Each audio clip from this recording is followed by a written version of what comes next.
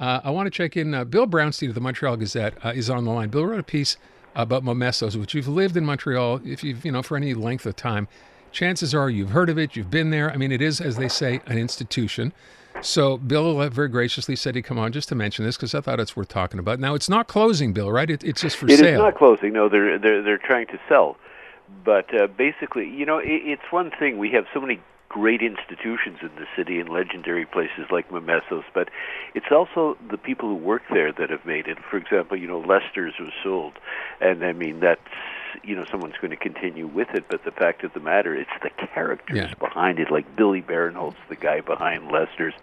Paolo Momesso, the guy who's the son of actually the original owner, Alessandro Momesso, also the father of Sergio Momesso.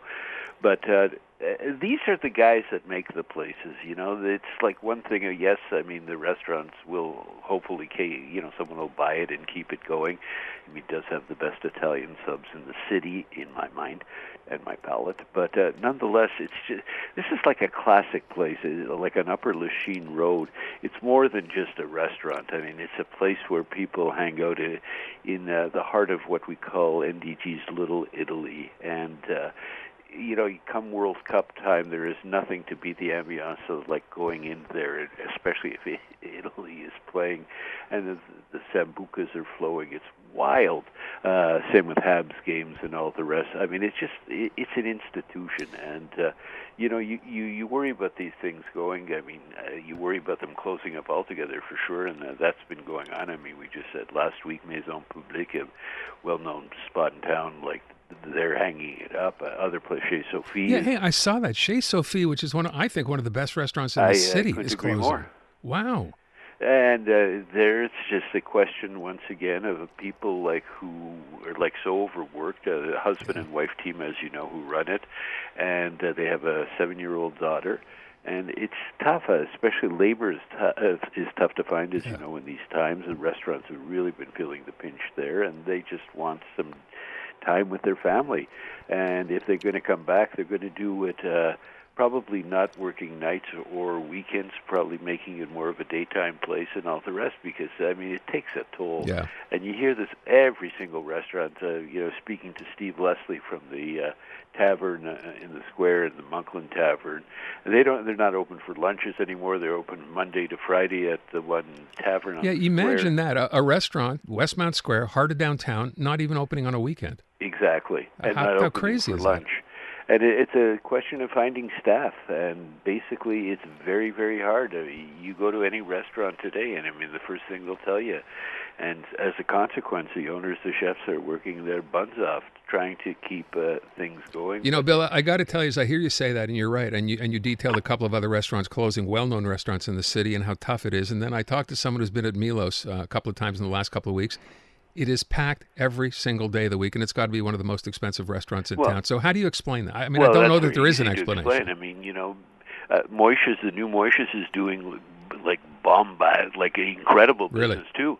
And basically, I mean, the established restaurants like that will always have a huge, they have a huge local audience. They have tourists. Everybody knows, but they're more the exception than the rule. And you'll always find people working those places because, they're going to make a fortune. The money's good, Being a waiter there is not tough. But that, I think, like I say, more the exception than the rule. I mean, Milos has got this, reputation worldwide. Of course, Moishes has got this reputation, even though they moved. So I think it makes a difference there. But for the rank and file, most of the others, I mean, it's a struggle. I mean, you talk about any of the other restaurants, nobody's saying these are easy times. Oh, let me ask you a question, just because we're going to have to wrap up here. In case someone's listening who, wants to buy Momesso's, it is for sale. The price seemed kind of reasonable, though. It doesn't include the building, of course, because they rent it. Right. $119,000, Aaron. Let's do it. Plus GST and QST, you have to put down a deposit of about $5,950. With that, you get the restaurant equipment, the furniture, and everything. I don't know. I think it's perfect for you. Well, for someone who, has a couple extra bucks sitting around, or possibly a lotto winner, you can own Momesso's. It's for sale, and you can take over a Montreal institution and just keep carrying it on, because it should carry on. It definitely should. Hey, Bill, I thank you. I appreciate it, pal. No problem. Talk soon. Bill Brownstein of the Montreal Gazette wrote a piece on this over the weekend. Yeah, no one wants to see yet another Montreal institution close. So if anyone is out there, I mean, that's not $1 million, right? It seems almost reasonable. And yes, you don't get the building because you're renting, but still, if you're a fan, if everybody who's been at Momesso's for the last, I don't know, 20 years threw in $100, you could own it as a group. Just saying.